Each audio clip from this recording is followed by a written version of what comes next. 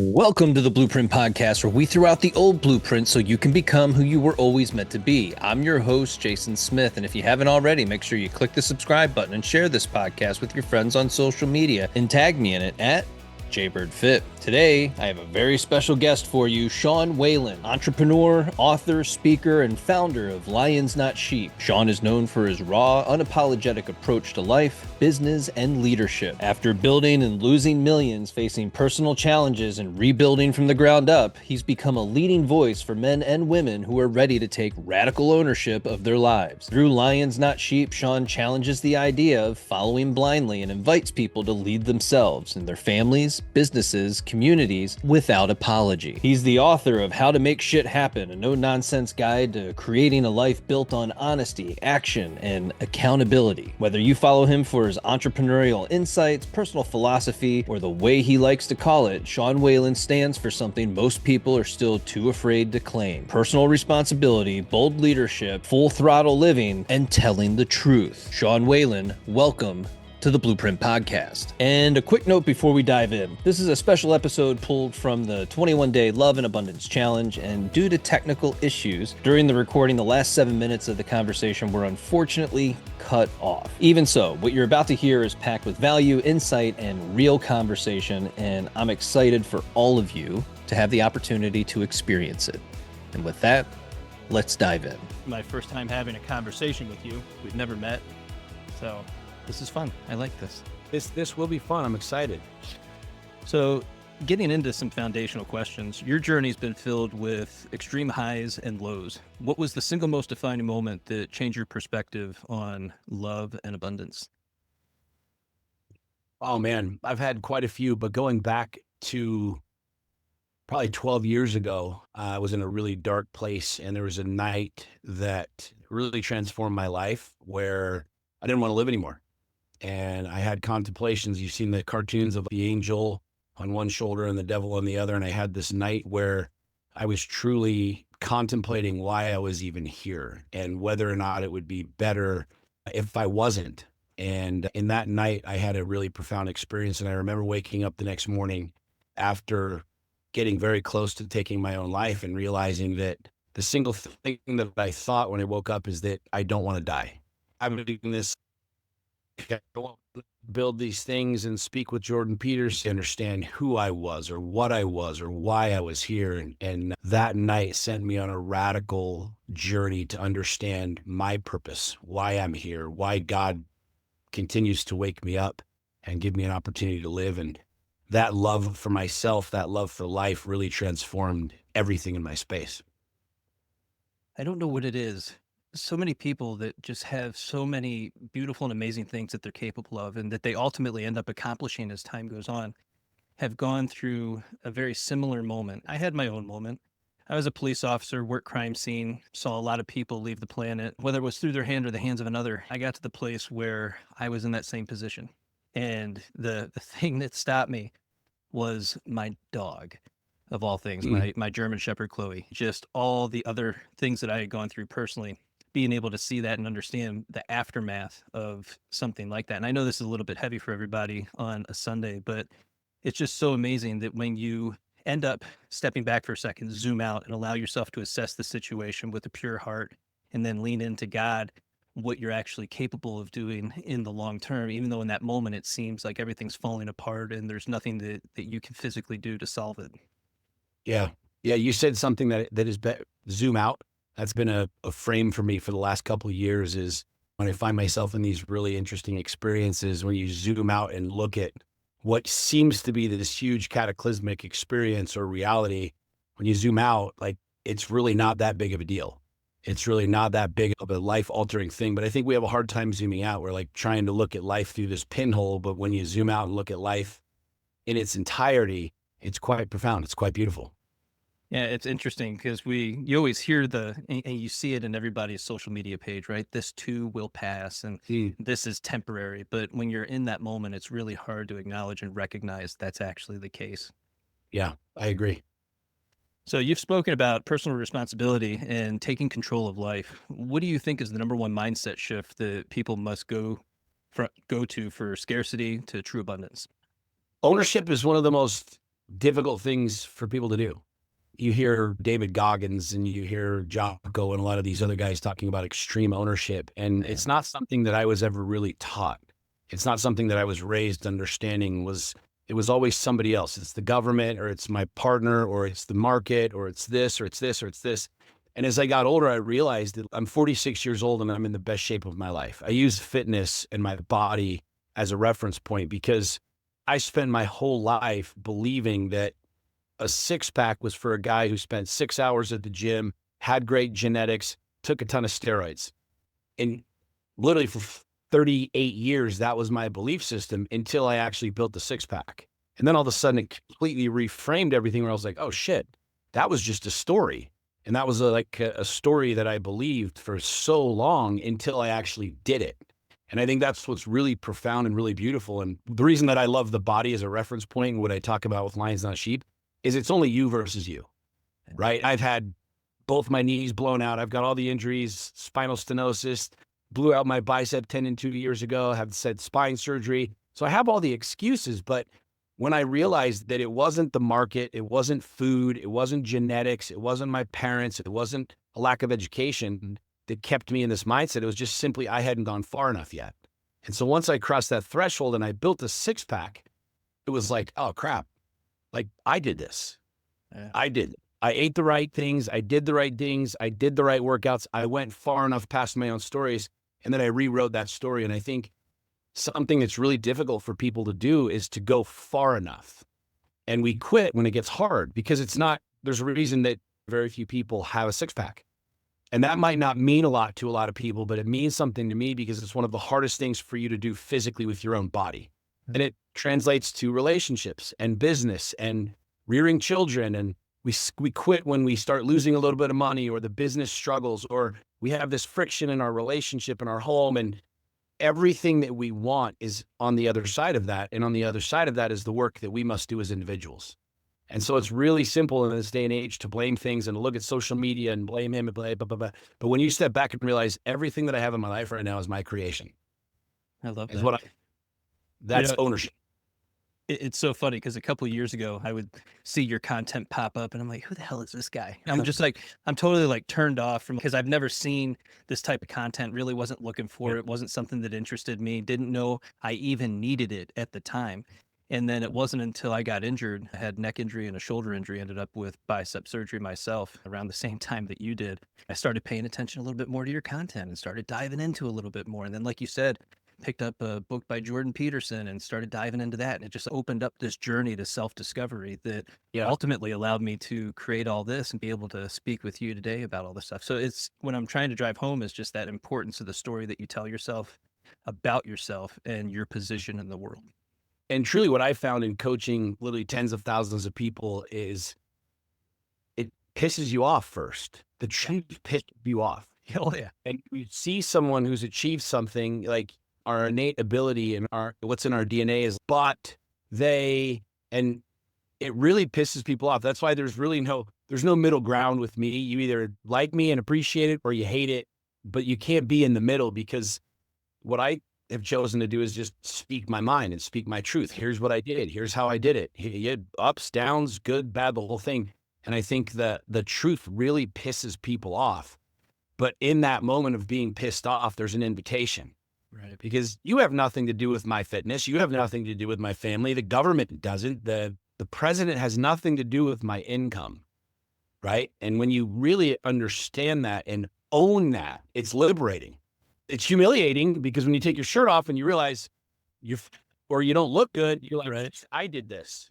You can't blame anybody. But that's also the ticket to the liberation, because as the saying goes, once the pain of the current reality becomes greater than the fear of change, that's when we change. I will say, for all the guys out there, get your T checked. It's going to help you out a lot. For sure. You'll feel 100%. a little bit better. Yeah. Yeah. I had that recently where it's like, couldn't figure it out, have a little Buddha belly going, what's going on, just feel crushed in spirit. And then figured out that my testosterone was 168. I'm like, awesome. Yeah. And then you get it checked and you get a little bit in you and you're just like, oh, just a little boost, just a little bit. And you're just like, oh, I feel pretty good. Yep. This is great. Yep. For the people who feel stuck, whether in relationships, business, or personal growth, what's the first step they need to break free? Ownership. It's telling the truth. I've said this for years, and I'm never going to stop saying it. Tell the truth. Just tell the truth. If you're angry, say you're angry. If you're sad, say you're sad. If you don't know, say I don't know. And so many people have such a hard time telling the truth. And I get this because I spent most of my life lying. If I ask most people, are you a liar? No. Do you tell people the truth? No, because I don't want to piss off my pastor or my people or my mom or my dad or my lover. And so we don't tell the truth.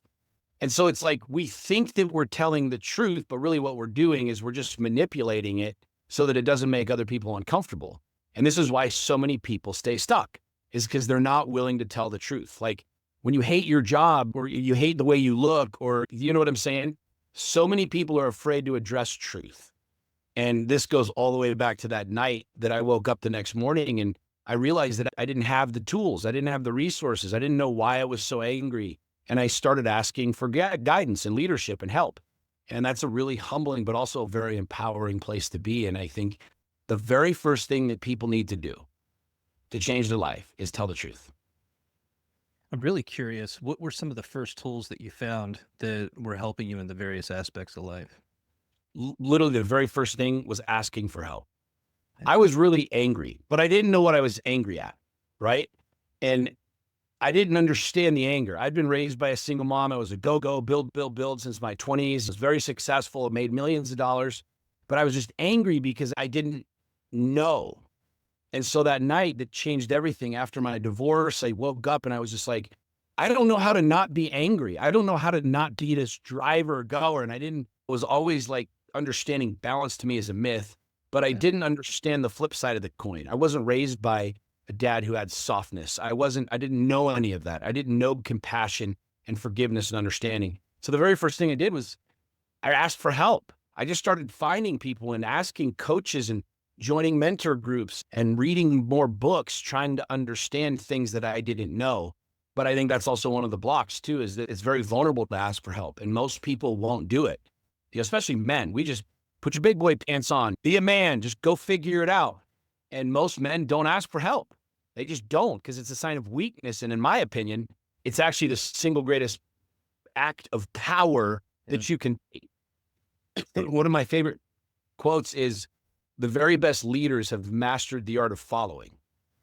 Right. And so leaders understand that there has to be somebody ahead of the game than you, whether they're deeper in love, whether they're in better shape, whether they've made more money. And so stepping into that place of asking for help, asking for guidance is one of the most powerful things that you'll do.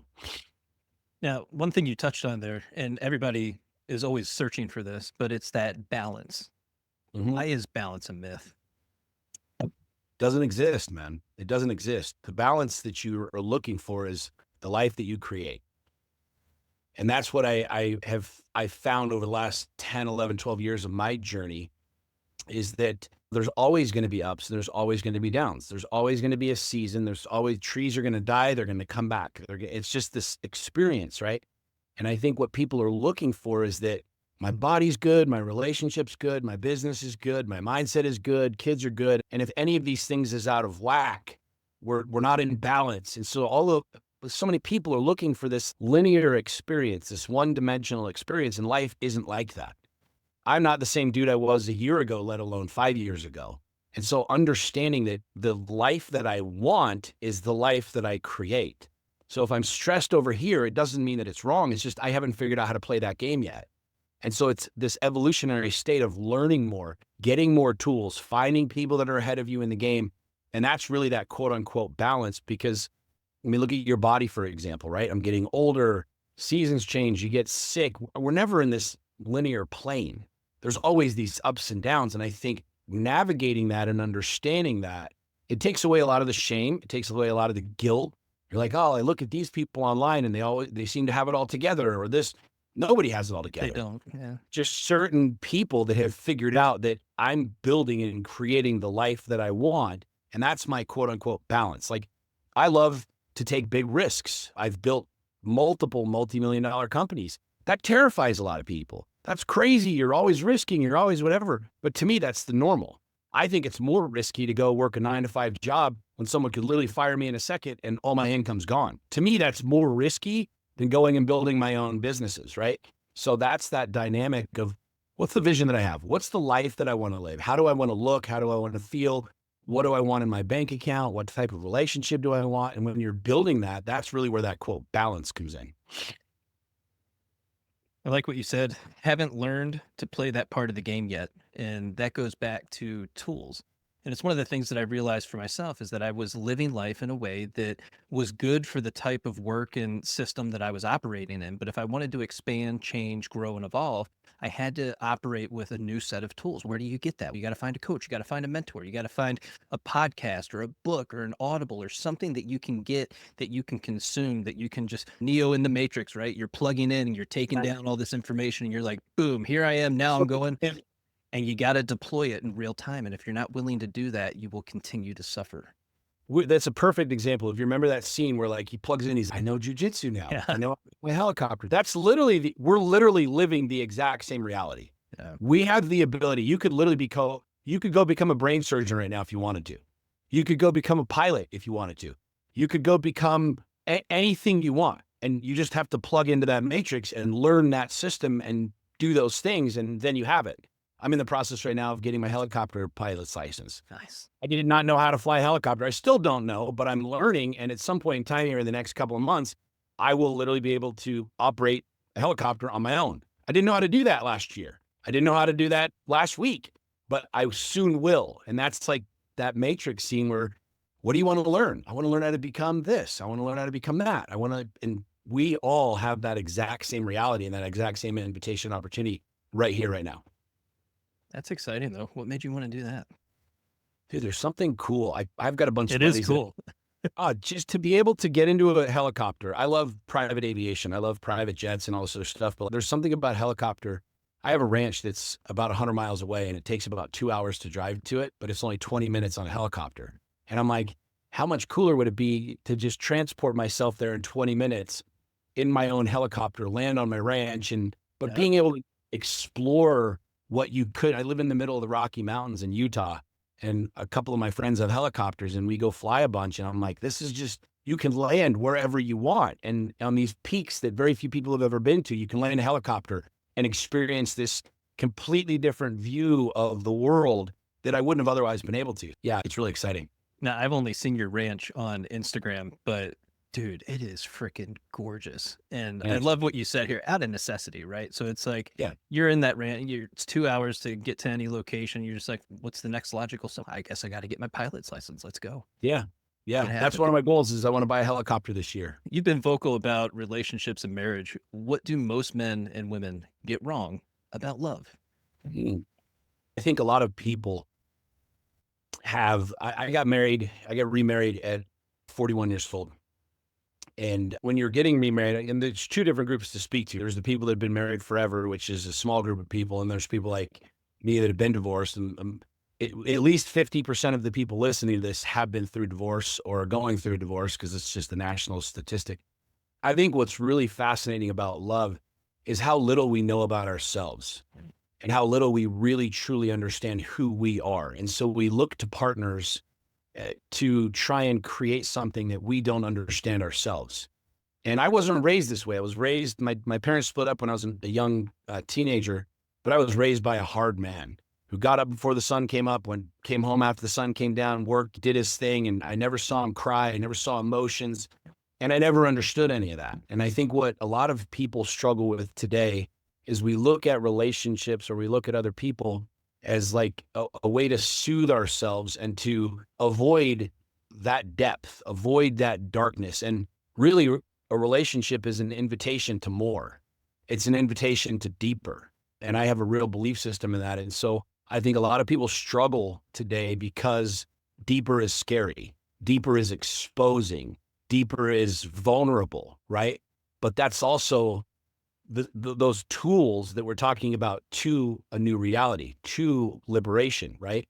We all want to be seen, but if you're hiding, how can you be seen? We all want someone to hold our heart and love us, but if I have my heart chained up and locked up because I've been hurt before, no one's ever going to give me that opportunity. And so it's on us as divine individuals to create the love of ourselves and the love of who we are before we can love anybody else. And this is why we talk so much about attachment styles, and a lot of my content is on that. But I tell people, use attachment styles only for you so that you can figure out who you are, where you're going, what you're doing, why you're doing it, how you operate in relationships, how you connect with other people. And when you realize that, you'll spend less time trying to get someone and more time being curious about who they are and what type of Right. relationship you can co-create. And we don't talk enough about the co-creation aspect of our relationships. It's always, what can I get from them? Because they have something, they got it, I don't, and I need Right. to acquire that from them. That's now back to a skill issue where there's some additional skills that we have to learn, and that's just in the area of relationships. Totally agree. For men who struggle to step into their masculine power, what's the fastest way to reclaim their confidence and leadership in a relationship? How much time do we have? How deep down this rabbit hole do we want to go? As deep as you want to go. I'm a pretty blunt dude, and I can't stand a lot of these keywords and these hype words and these punch words: masculine, feminine, Yeah. narcissism, gas. It's the introduction of social media has really screwed a lot of things up. Unhelpful. But I think what's really challenging for men, in my opinion, today, I've coached thousands of men, is really understanding that there is light and dark inside of us. There is masculine and feminine. There is the fire. There's the protector. There's also the little boy that loves and wants to be connected, right? And I think that's a really difficult thing, because a lot of us were raised, put your big boy pants on, solve the problem. You just blast through stuff, either that or you're wildly feminine and you're just extraordinarily passive. And so we're not that far removed from hunters and gatherers. But we're not that far. Yeah. And the truth is, it was just a couple generations ago that if I didn't go up into the mountains and kill an animal and bring it back to my family, we starved, or we were slaves to someone else who did. And that might sound really archaic to people, but that's what's in our DNA. Men are providers. They are producers. They are protectors.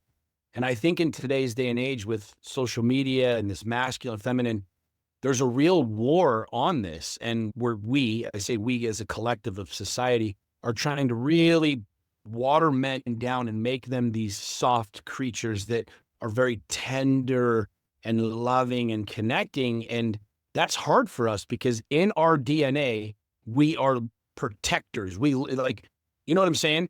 Oh, yeah. We have to learn how to fight. We have to learn how to protect. And it depends who you talk to.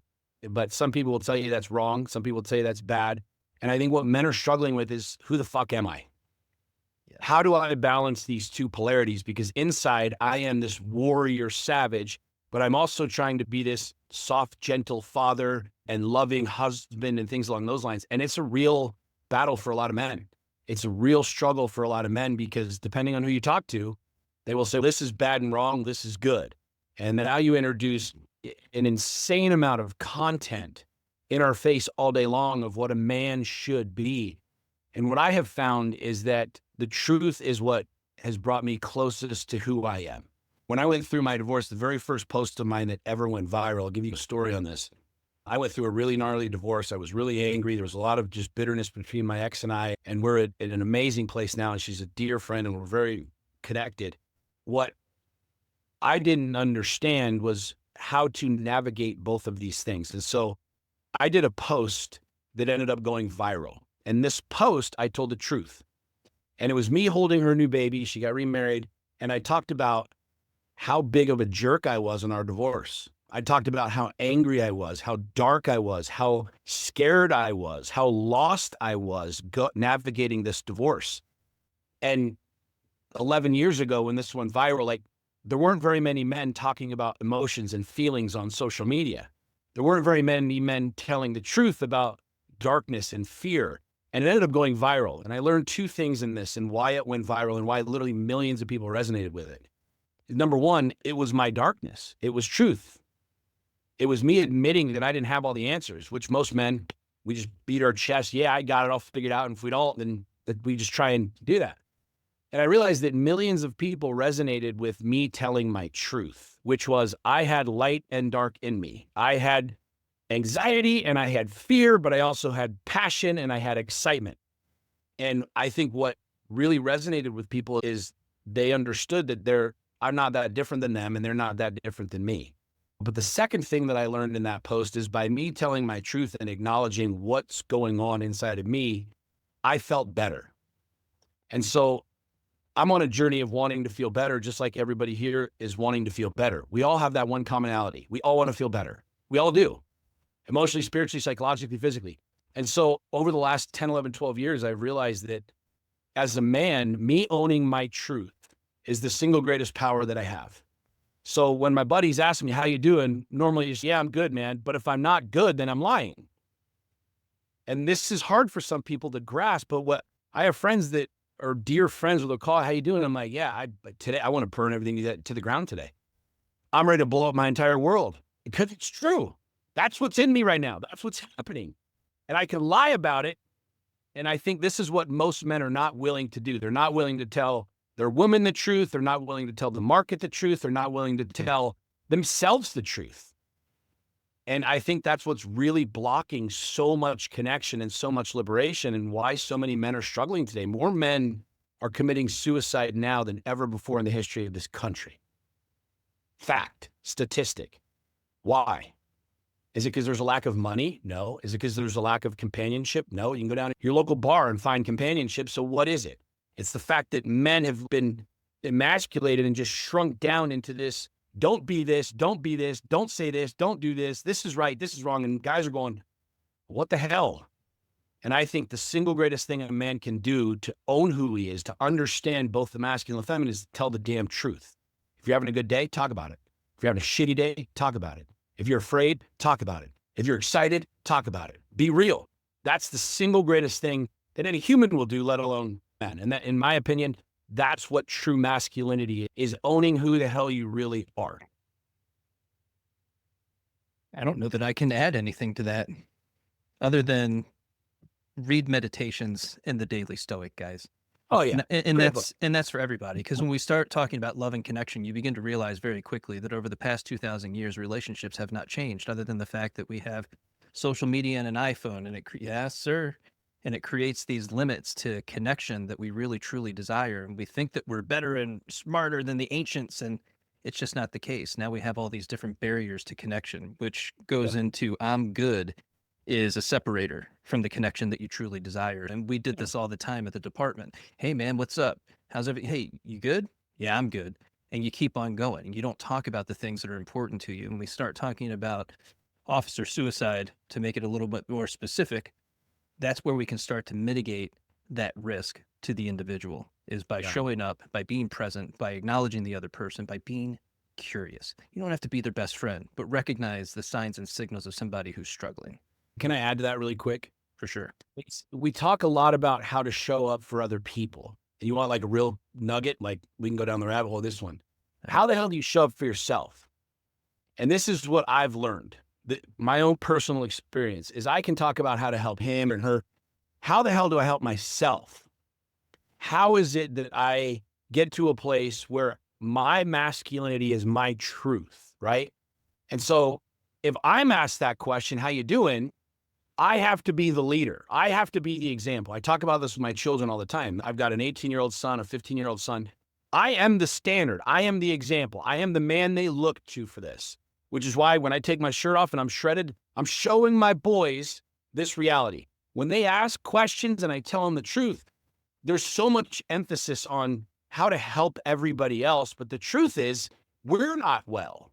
We're not capable of telling our truth. So instead of looking outward, let's figure out who the hell we really are. And that's the scariest place for people to go. That's the scariest place for people to explore, is inside ourselves. And so I love this notion that we have of like how to show up for other people. But the truth is, we're trying to get people that can't show up for themselves to show up for other people. And that's where I think this perpetuation of suicide and sickness and disease is getting worse. It's the statistics. We're fatter than ever. We're broker than ever. We're more miserable than ever. We're on more prescription drugs than ever. Why?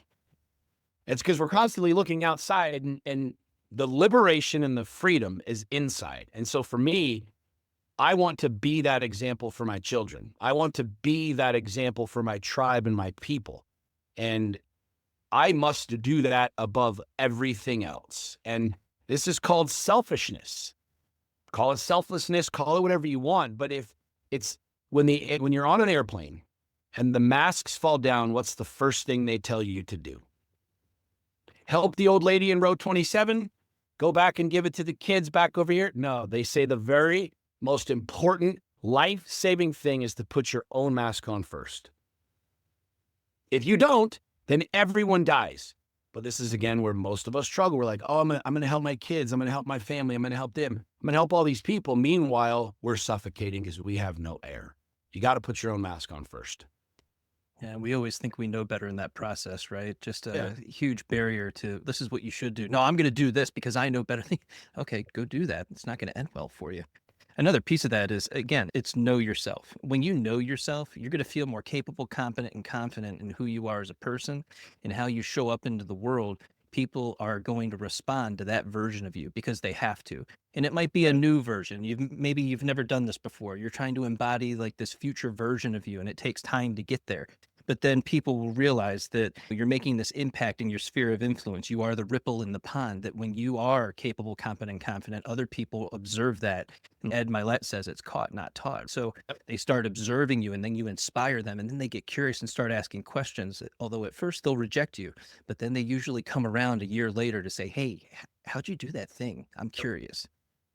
I've had over 50,000 people join my coaching group in the last 10 years, and I've never run a single ad. I've never marketed it or promoted it.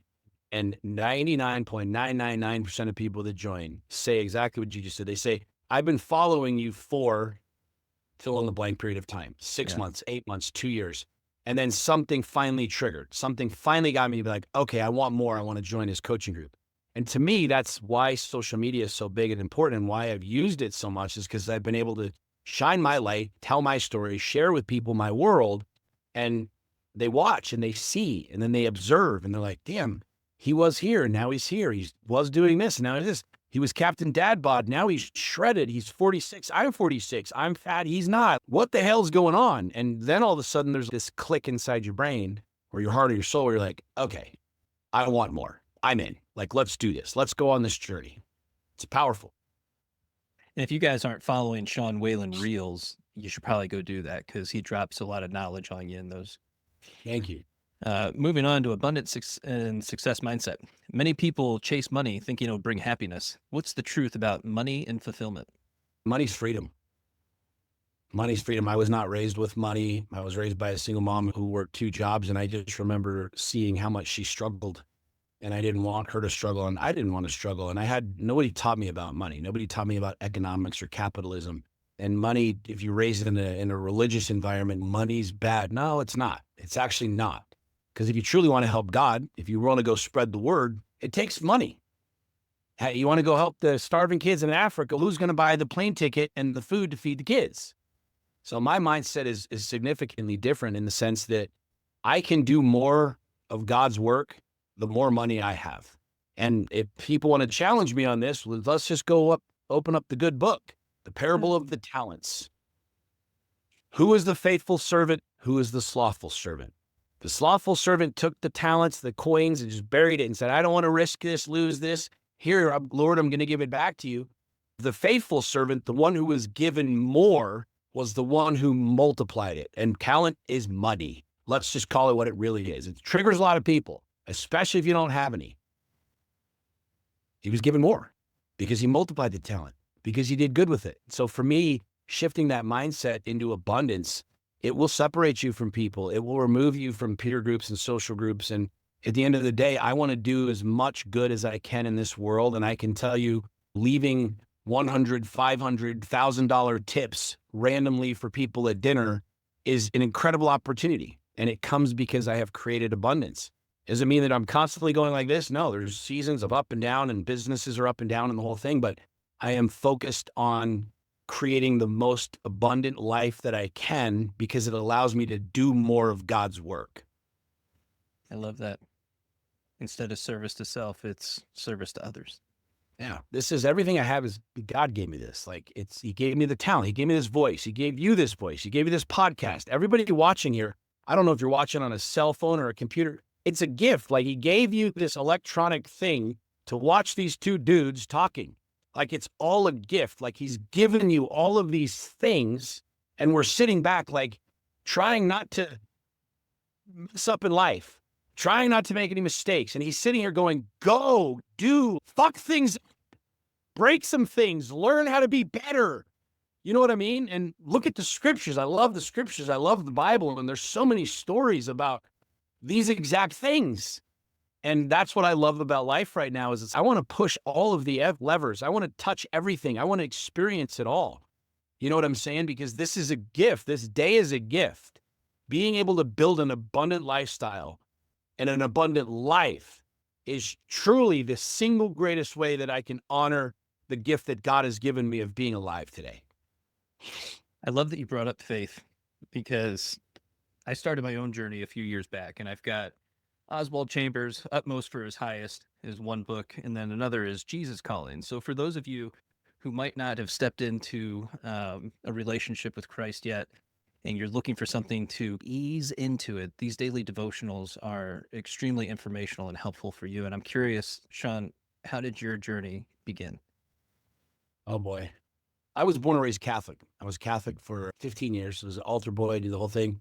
My mom was Mormon. My dad was Catholic. And when my parents split up, we went with my mom. And so I was raised Catholic in Catholicism and the whole deal. And then we joined the Mormon church when I was a teenager. And then I went on a Mormon mission and spent about 12 years in the Mormon faith in the Mormon church. And after my divorce, I went on a journey. And Jesus went out into the wilderness for 40 days and 40 nights. And so I was an ordained minister for 2 years. And so I decided to close all of the books and go build a relationship with Christ. And not that they're bad or wrong. Look, the Bhagavad Gita, the Old Testament, the New Testament, the Book of Mormon, the Doctrine and Covenants, there's so much wisdom and knowledge. The Septuagint, the Dead Sea Scrolls, there's so much brilliance out there and so many things. Like I'm reading right now, Conversations with God, which is a brilliant book, great book. There's so many amazing words to just connect you to divinity and open you up, right? But I've always had a deep belief in God. I've had this voice in me and the spirit in me for a long time, as long as I can remember, all the way back to being a young child. And as I've journeyed out there and really started to explore the world and try and build a relationship with Christ, that's really where my faith deepened, because I didn't want to read what other people said about him. Right. I wanted to know who he was. Who was the guy? The man, not the savior of the world, not the dude in the Garden of Gethsemane, but who was this guy? What was he like? Like, I imagine that I would have liked him. Like I would have hung out with him and we maybe smoked some cigars and drink some wine. I don't know. Heal the blind, walk on the water. I'm not really sure, but I wanted to build a relationship with him and understand him. And as I went down this path over the last 10, 11 years, I've really grown an incredible relationship with him and understanding that he was very much like me and very much like you. And he was a human and he had interactions with people and he hung out with the sinners. He hung out with the people. He hung out with the harlots. He was not a dude of riches and all of these other things. He was a simple man, but he was also a freak. He was a weirdo. He walked town to town and sat on rocks and shared these weird messages where people are like, what the hell did he just say? What? That doesn't make any sense. I don't get that. Like people are lowering down their sick and he's healing them. And it's what in the hell's going on with this guy? And I love that about him. I love that about him. And that's why to me, I feel like today, the invitation for us to shine that light is so beautiful. And I have a lot of favorite quotes, but one of my favorite quotes is, live your life so that those who know you but don't know Christ want to know Christ because they know you. And I took that on as a challenge. Like, I want to live my life so that people who don't know Jesus want to know Jesus because they know me. And it might not make sense. And people say, how do you swear and talk about God in the same sentence? I'm like, I don't know, but I do. And it's powerful. And I love it. And I'm connected to it. And I love the conversations literally with God and with people around this. And so I have a very deep faith and connection with divinity. I'm not really religious at this point in my life. I don't necessarily connect with one dogma or one particular faith, but I am a very spiritual man and of deep faith. I've been in that place where for the past few years now searching for that relationship, and I've spent so much time reading and journaling. And I'm curious, I see you post scripture all the time. Do you also journal on that? I do a daily, I've got my daily words that I write. Also do you call it stacking, something that I learned from my dear friend and mentor, Garrett White.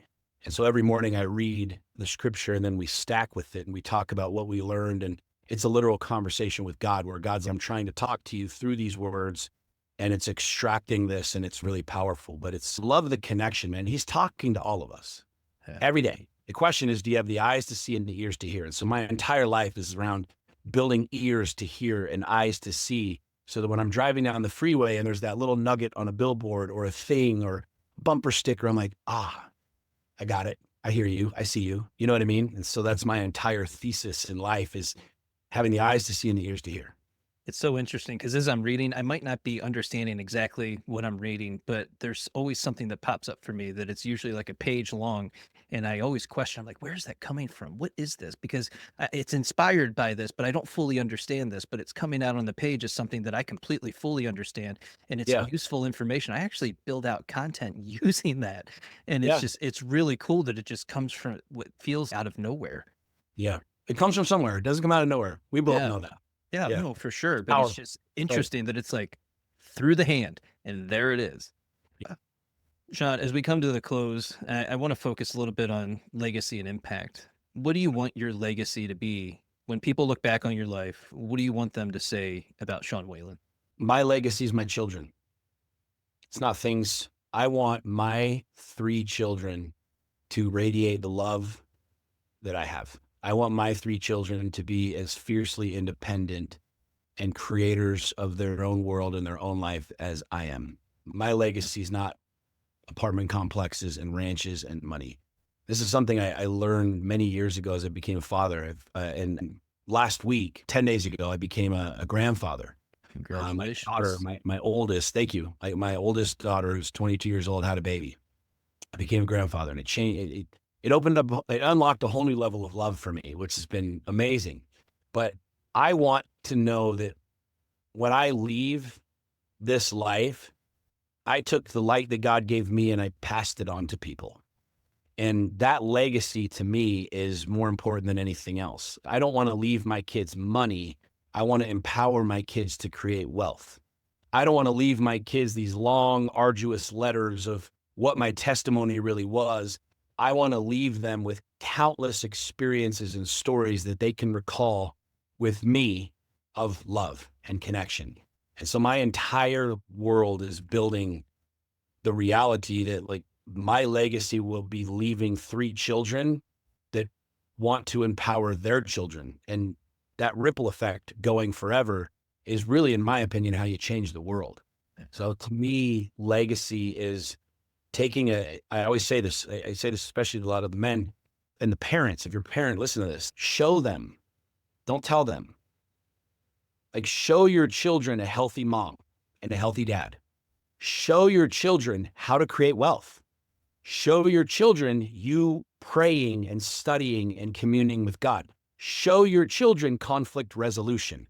Show your children optimism. Show them your tears. Show them your excitement. Show them when you get your ass kicked and you're laying flat down on your face.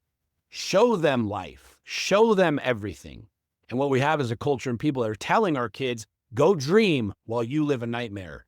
Eat your vegetables and go be healthy while you're obese. You can be anything you want in the world, son, daughter, but I'm over here slaving away at a job that I hate. I'm a very firm believer that my legacy will be showing my children a father and a man who extracted every ounce of beauty, love, experience out of this life, and empowering them to do it by them just their single observation is watching me. Damn. What's next for you, Sean? What's the big vision you're working on right now? Oh man, I'm actually working on smaller visions. I'm shrinking down my visions, to be totally honest with you. I've spent a long time, big visions, big things, and becoming a grandfather and having this ranch and having a lot of these other experiences that I have been having. I'm 46 years old and I'm realizing that the biggest thing that I can do is live in the simplest moment. The biggest thing that I can do is live in a singular moment and experience the deepest, most profound love. So I'm actually shrinking down a couple of my companies and simplifying and streamlining some things, because it's not about how much wealth I can create. It's how much experience I can have. It's how much love and appreciation I can have. So the big thing for me right now is simplifying, is creating the life that I want to have, where I can spend as much time as I can with my grandson and my daughter and my sons. That's the big thing for me right now. What's the plan for the ranch? Put it in a trust and leave it to my family for hundreds of years. Experience it, love it. We have 500 acres and it's a very spiritual place. The second I stood foot on it, I was like, this is mine. I have to have this. God put me here. Wasn't what I was looking for. Wasn't in the location I was looking for, and brought me to that spot. It's a really great place, and being there with my family, my children, riding four-wheelers, shooting guns, eating hot dogs over the fire, and building all of these cool experiences. It's like my sole focus. It's awesome. You get to run animals on it at all? Yeah, we have some cattle coming in the spring. So we have our own beef. Oh, yeah. We'll have all of our own animals and all of our own stuff. And it's been an amazing experience to take this raw dirt. Nothing existed. There was no fencing. There was no roads. Like, I visioned the whole thing. It was just raw dirt, 500 acres of raw dirt. And so everything that's there has come out of my mind and my work. And so it's been really fun. It's been really cool and very challenging.